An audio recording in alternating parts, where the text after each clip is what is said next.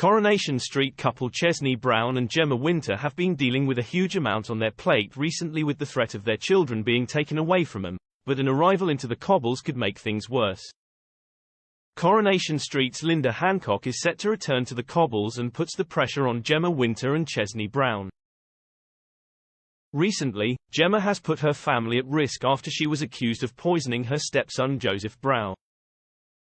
Joseph had been complaining of feeling ill and having headaches, but Gemma was aware that she had become too paranoid last time.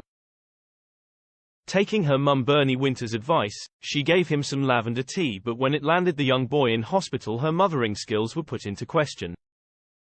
In the hospital, the doctors dropped the bombshell that Joseph had been poisoned and left Gemma and Chesney speechless. They return home with Child Protection Officer Caitlin, who had questions for Gemma and suggested she may have poisoned Joseph on purpose.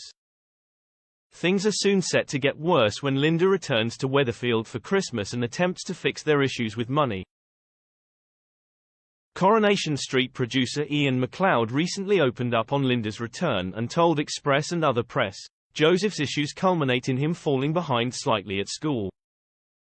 Then Joseph's fairy godmother turns up in the shape of Linda, his grandmother. She, as is her wont, rides in and decides that she's going to try and fix all this and starts throwing money at the situation.